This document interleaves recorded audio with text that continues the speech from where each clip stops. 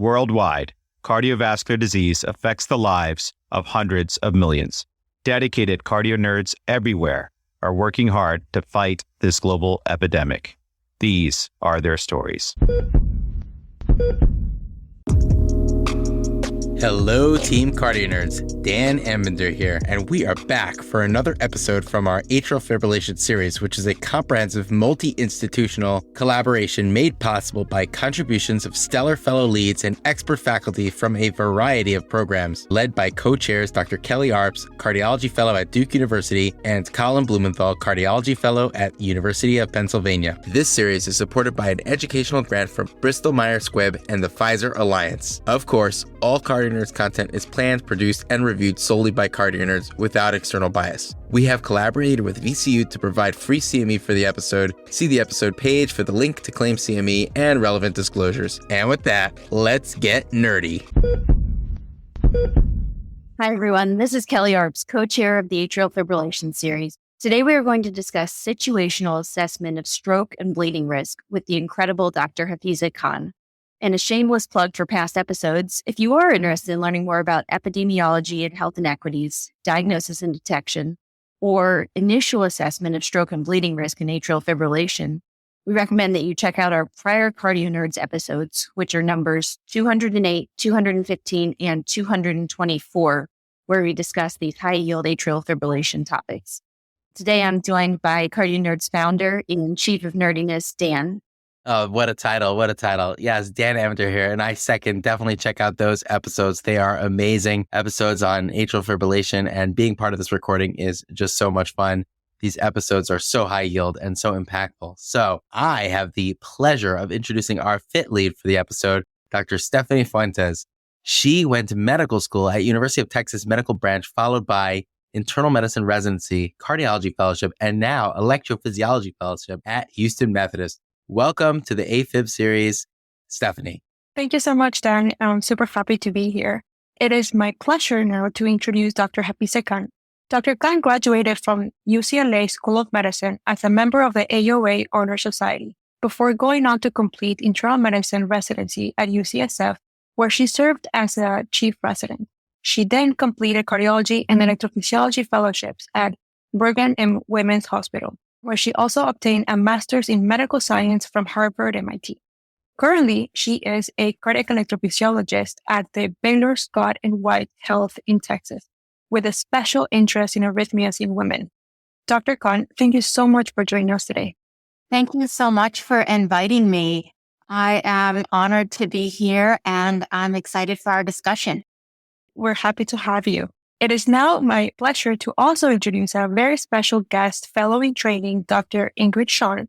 She graduated medical school from the University of Missouri at Kansas City, then went on to internal medicine training at Cleveland Clinic. She's currently a second-year STAR cardiology fellowship at Baylor Scott White Health, who is hoping to pursue a career in electrophysiology. I had the pleasure to meet Ingrid in one of the Texas ACC chapter meetings. Since then, she's developed a phenomenal pilot study hoping to improve psychosocial support for sudden cardiac death survivors. And she works on a daily basis with Dr. Khan, so we thought it would be a perfect fit to have Ingrid join us in this episode. Welcome, Ingrid. Thank you, Stephanie. Very excited to be here with everyone, and as always, excited to hear the wisdom that Dr. Khan has to share with us.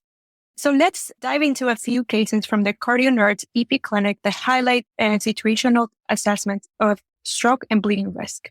First is Mr. Chad Hask, who is a 72-year-old man with hypertension, recently diagnosed heart failure with mildly reduced ejection fraction and persistent atrial fibrillation, who was referred to our clinic for management of his AFib. To set the stage, during annual checkup, his pulse was noted to be irregular with subsequent EKG, consistent with atrial fibrillation with ventricular rate of 88 beats per minute. He was referred to general cardiology clinic, and an echocardiogram was notable for a new cardiomyopathy with an LVEF of 45 to 49%. He was started on anticoagulation with Eliquis 5 milligrams twice a day. He underwent selective coronary angiogram, which revealed no significant flow-limiting lesions. 1 month later, he was seen in our EP clinic where he had no overt symptoms and was tolerated anticoagulation well. However, on further questioning, he noted decreased exercise tolerance, which he had previously attributed to H&B conditioning with COVID pandemic. he had a resting heart rate of about 110 beats per minute. Labs, including thyroid function tests, were all within normal limits. Given his cardiomyopathy and his symptoms, we decided to first pursue cardioversion. Dr. Khan, could you please walk us through your thought process for selecting patients for pre-cardioversion left atrial appendage thrombus evaluation?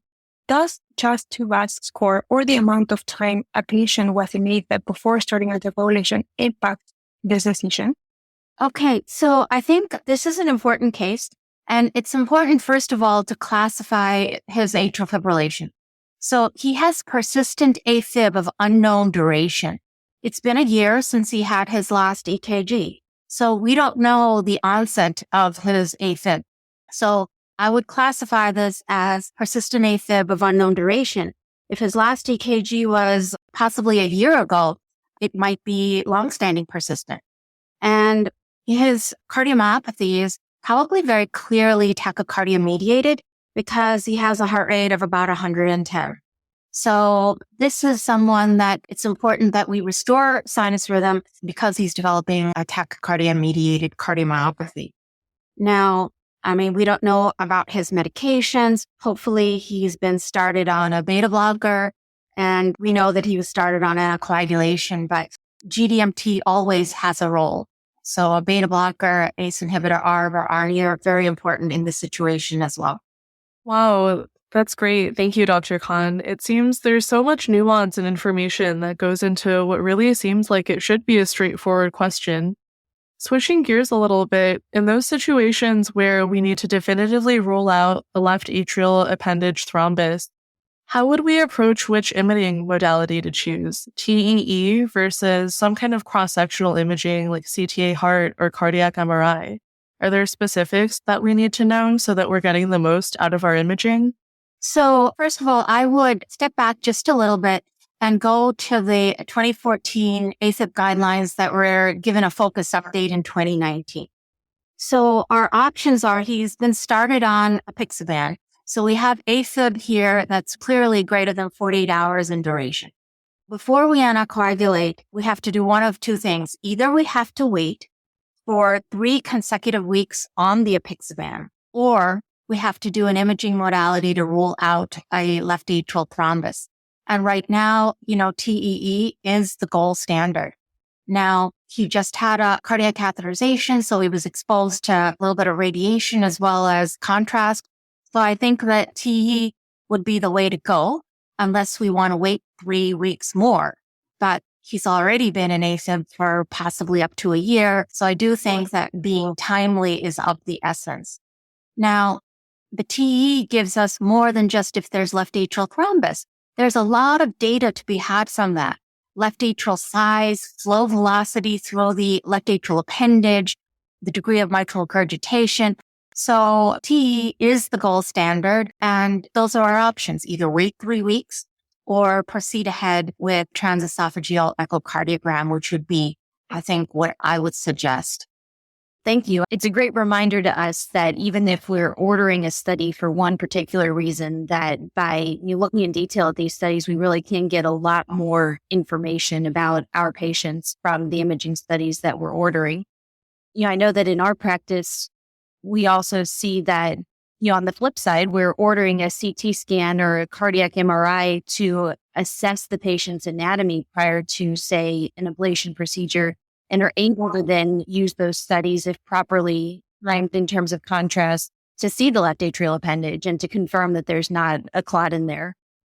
Coming back to this case, the patient does undergo a cardioversion, and after cardioversion, we routinely stress the importance of a strict adherence to anticoagulation for 4 weeks due to the increased risk of stroke from atrial stunning that we know can occur after a cardioversion. Dr. Khan, can you briefly discuss the data or basis behind this recommendation and whether that's affected at all by the mechanism we use to cardiovert the patient, specifically whether the patient had spontaneous cardioversion, chemical cardioversion with antiarrhythmic drugs, or an electrical cardioversion? Yeah, so a few things. It doesn't matter how we achieve sinus rhythm, whether that's through a drug, whether that's spontaneous, or whether that's through an electrical shock or an ablation. restoration of sinus rhythm in someone like this who's been in AFib for an unknown duration, who has a CHA2DS2 VAS score of 4, always requires anticoagulation for a minimum of 4 weeks, and in this gentleman, indefinitely. So the mechanism by which we achieve sinus rhythm is irrelevant. So chemical versus electrical versus ablation. So that's number one. And the reason for that is that atrial fibrillation is a process by which thrombogenicity occurs. So stasis of blood flow, left atrial stunning, those are all things that occur independent of the P wave on an EKG. So it's wonderful to achieve electrical sinus rhythm, but we need to understand that mechanical contraction of the left atrium and restoration of normal left atrial flows and left atrial appendage velocities may not occur at the moment the P wave is seen on the EKG. So the term left atrial stunning was coined now probably over 20 years ago to take into account the fact that if someone's been in AFib for a long period of time or an unknown period of time, the left atrium is going to take longer to mechanically contract and to have better flow velocities through the appendage. That period of time may be as long as 4 weeks, but may be as short as 72 hours in someone who's been in AFib not quite as long as this gentleman. So it's important to understand that the P wave is nice to see on an EKG, but there can be a delayed left atrial contraction and then a clot could occur. So I think the highest risk is in the first 72 hours, but in this person, the risk would definitely be highest in the first 1 month, and he should be on anticoagulation indefinitely given his CHA2DS2 VAS score. The beauty of electrophysiology is that the EKG has to tie in to symptoms, which has to tie in to left atrial imaging, which has to tie in to left atrial velocities, which has to tie in to LV flow. So electrophysiology, and this case encompasses the entirety of left atrial and left ventricular mechanics. Thank you so much for highlighting that very important distinction of electromechanical dissociation and importance of tying in not just an EKG, but also the hemodynamics and the importance of imaging. Now, let's move on to the next case. We now have Ms. Bridget Holt, who is a 66-year-old lady with paroxysmal atrial fibrillation, diabetes, TIA, and hypertension who comes for a preoperative visit prior to a planned cholecystectomy. She was diagnosed with atrial fibrillation about 10 years ago, with episodes that have been self-limiting and have not required ED or hospital visits or cardioversion.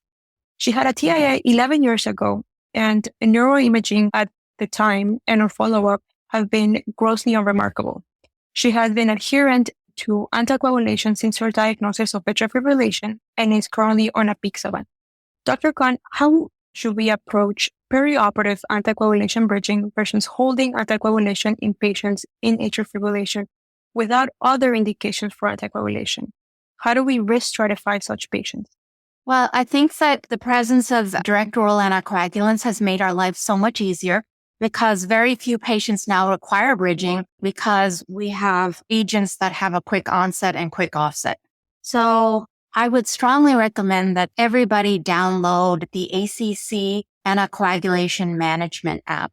It goes through a number of scenarios in terms of automating the process for our office staff, for our APPs, in terms of CHA2DS2 VAS score, has blood score, the choice of anticoagulant, the dose of the anticoagulant.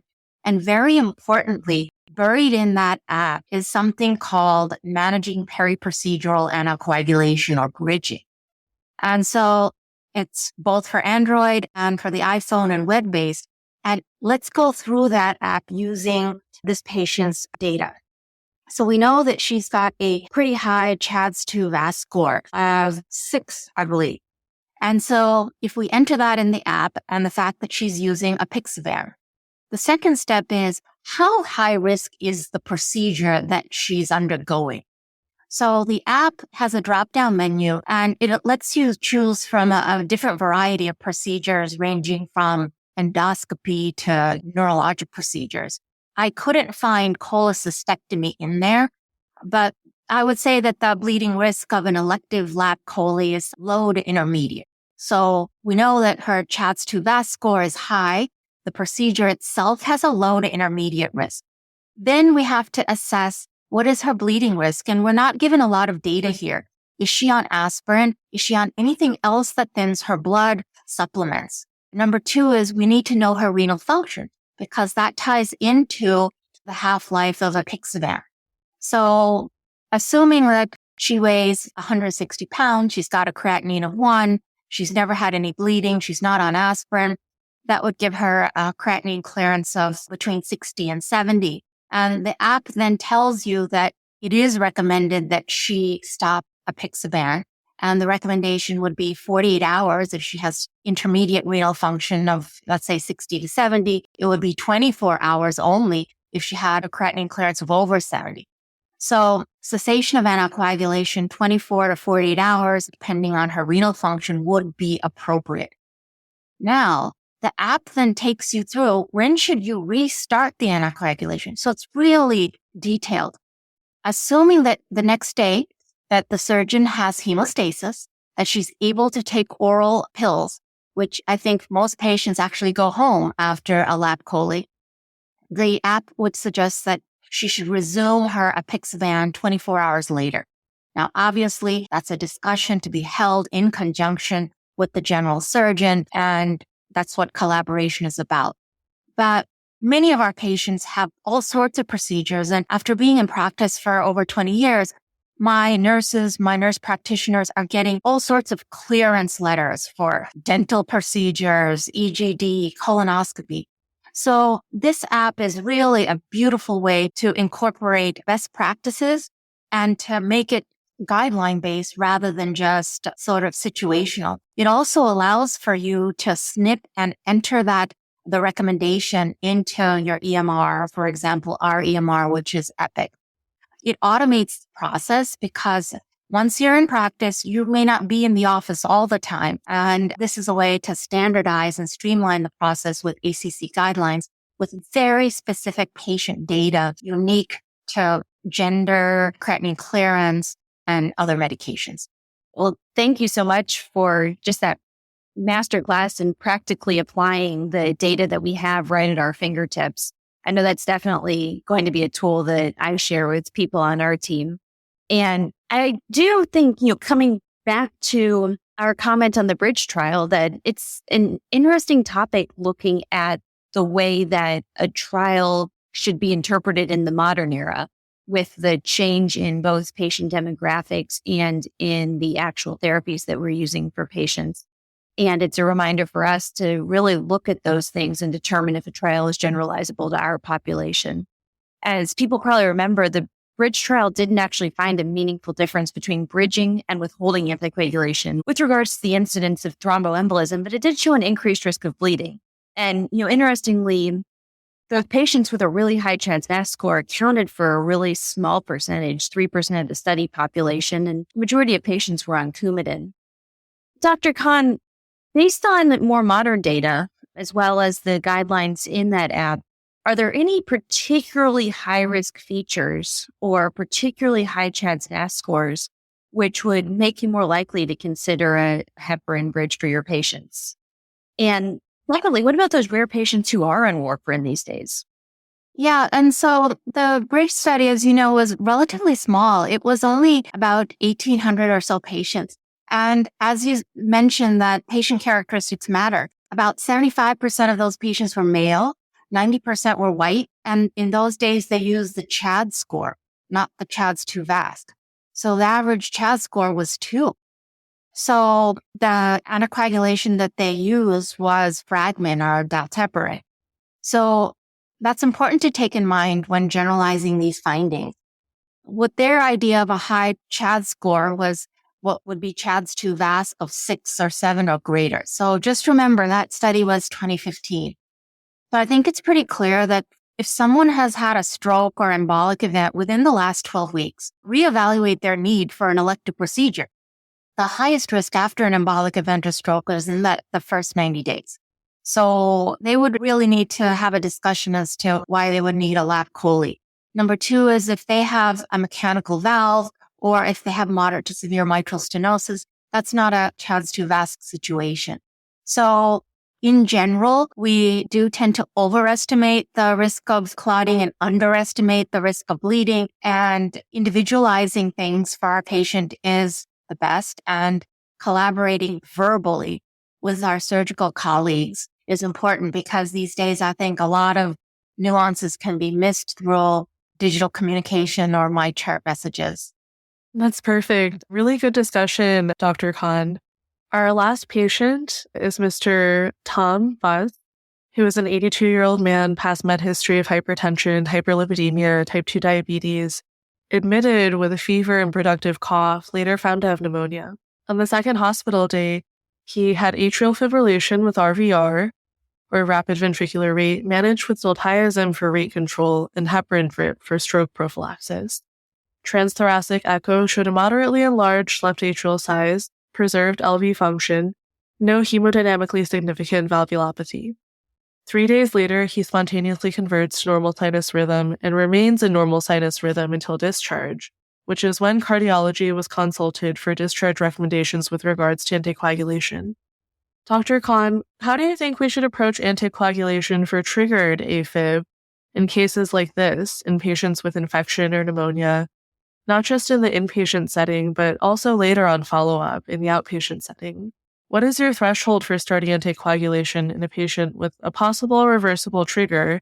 And is there any follow-up monitoring that you can do to allow you to stop the anticoagulation? This case probably has played out for most electrophysiologists innumerable times over this COVID pandemic. So a couple of thoughts here. When I explain this to my patients, there's a trigger, but there also needs to be a combustible substrate. So the homily I tell my patients are, in order to have a fire, you need something that's combustible, like wood, but you need life's matches to be thrown at the wood. So you need a heart that's vulnerable, that's the substrate, and you need a trigger. What makes this man's heart vulnerable? Well, it's the classic, right? 82 years old, high blood pressure, diabetes, and left atrial enlargement. So that's the substrate. The pneumonia was the match that lighted the fire. So even though the trigger could be removed and he spontaneously converted, that combustible substrate, the left atrium that's not normal, remains. And life is full of triggers, isn't it? That's the beauty of electrophysiology. The beat of the heart is impacted by everything. Stress, sleep, sadness, despair, alcohol. So in this situation, it was a pneumonia, but it could be anything. When you're 82 years old, everything is a something. And life's matches are unexpected. So this is a person with a CHA2DS2 VASC score of 4. And although this time the trigger was a pneumonia, what would the trigger be next time? So he's walking around with a substrate. This is a person that would require, in my opinion, lifelong anticoagulation because everything's a something when you're 82 and life's matches are unexpected. Thank you so much for that, Dr. Khan. And that gives so much perspective, especially since the combustibility is almost like a moving target. People's heart continue to remodel, and a needed trigger may actually be less of a trigger next time as well. So this is really interesting. And I just love that idea of the trigger and the substrate. If there's a clear, treatable, and reversible cause, then you could have hypothesized to treat the precipitant. But as you point out, these patients are at risk for recurrent atrial fibrillation. So now, what about a slightly different situation? Would this approach change for a triggered atrial fibrillation event after cardiac surgery, who in another situation, this patient wouldn't have another indication for anticoagulation? Are there other special groups that you would consider their atrial fibrillation to be truly triggered and therefore not require long-term anticoagulation like this? Substrate of truly triggered AFib is getting smaller and smaller and probably is now restricted to, people with hyperthyroidism, because severe thyrotoxicosis can trigger even a normal heart. So I think that unfortunately with the obesity pandemic and with high blood pressure and diabetes, so many people are walking around with a substrate just waiting for that match to be thrown. Now, in terms of postoperative AFib, I'm assuming that we're discussing here after bypass surgery, because after valve surgery, that's something totally different. So I think post-op bypass AFib is in a niche by itself, similar to hypertrophic cardiomyopathy or amyloid. Those are situations that are outside of the CHADS2 VASc score per se. But the fact that someone needs bypass surgery, they've got to have vascular disease, which also means then they probably have the risk factors, right? High blood pressure, diabetes, obesity, sleep apnea. So I think that the guidelines are that in the first 48 hours after bypass surgery, there's a lot of hemodynamic variation. There can be pericarditis. People are in pain. I think that AFib that happens in the early first 48 hours postoperative may be different than AFib that happens day number 5 after the bypass surgery. And those are things that we need to collaborate with our cardiac surgery team. But irrespective, AFib is a marker for bad outcomes in patients who are having coronary artery bypass graft surgery. Whether it requires lifelong anticoagulation, I think depends on risk factors. It depends on collaboration with the cardiac surgeon. But also, I think this is an evolving area. And we're going to have a study soon that hopefully answers this. It's ongoing, called the PACES study, which are randomizing patients who've had bypass surgery to anticoagulation or not for post-op AFib. So right now, I think that the data is evolving. But if someone has AFib day number 4, 5, 6, and their CHADS2 VASc score is high, I would err on the side of anticoagulation as long as surgical colleagues are okay with that. But post-op AFib in a bypass patient may be a niche group, just the way hypertrophic cardiomyopathy AFib or amyloid AFib is. Those are some really good points. And I wanted to ask you to expand a little bit. You had mentioned that maybe there's a difference between valve surgery and bypass surgery. Do you think there may be like kind of a mechanism or incidence behind like AFib being more frequent with one or the other postoperatively?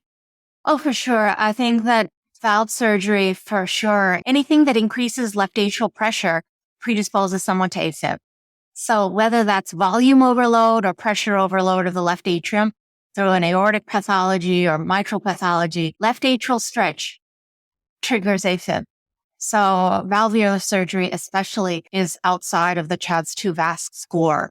Nowadays, many surgeons anticoagulate even in bioprosthetic valves, at least in the short term. I think the nuances here are, what is the substrate? What are the comorbidities? What is their Hazlitt score and operative risk? Are they on aspirin or other antiplatelet agents?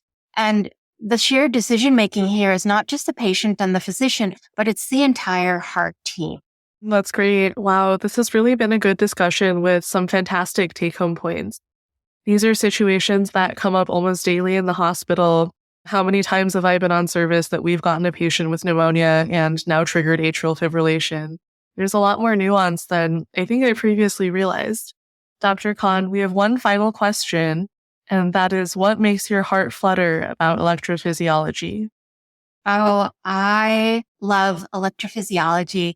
I have been an electrophysiologist now for 22 years, and I got interested in EP as a fourth-year med student in 1992. So the beat of the heart is God's miracle. We are electrophysiologists, so everything impacts the heartbeat. Sadness, distress, the loss of a loved one, pneumonia, too much alcohol, not enough sleep. So we're not interventional ablationists. We're not interventional device implanters. We're electrophysiologists because everything encompasses the beat of the heart, and we are the guardians of the most important vital sign, the heartbeat. So I love it as much now as I did when I met my mentor, Dr. Stevenson, in 1992. Thanks so much for outlining your thoughts there. This whole discussion is making me think back to your prior comment about looking at a new episode of atrial fibrillation based on both triggers and substrates. And the fact that a major cardiac surgery like bypass surgery is a sufficient enough trigger that you may not even need significant substrate to have a patient develop atrial fibrillation. As a consultant, I also get asked to see people who develop newly detected atrial fibrillation after all sorts of surgeries. And I've had to learn that for non-cardiac surgery, this comes back to that conversation about the pneumonia that you brought up, that yes, there may have been a trigger, but this trigger really unearths for us a substrate that's there that has the potential for future atrial fibrillation. And that we should think about those patients more like patients with pneumonia as those who have chronic atrial fibrillation with a new diagnosis in the setting of a short-term trigger. Well, as someone just starting out on my journey as an electrophysiologist, it's always inspiring to hear about people who still continue to have passion about the field after having a lot of experience practicing electrophysiology. And Dr. Khan, thanks so much for sharing this wisdom with us. I think some of my takeaways were some of the really practical points about how to look at the big picture for our patients. Highlighting again, looking at the whole imaging study that we gather, looking at the whole patient when considering their triggers and their potential risk for another triggered episode, and looking at the whole risk profile for patients who are undergoing surgery, not just what should we do with the anticoagulation, but what should we do with the surgery, and is now the right time to do it. I also want to thank Stephanie and Ingrid for joining us and for developing this script for us today. Thank you. That was a great discussion. And a topic that we didn't touch upon today is just remember, many people think that we electrophysiologists only do procedures, but it's also very important that besides preventing strokes and managing the rate or the rhythm, that we discuss with our patients lifestyle modification and the impact of alcohol and sleep, as well as their weight on their AFib, because it truly does make a difference. An excellent note to close on. Thank you all so much for being here today.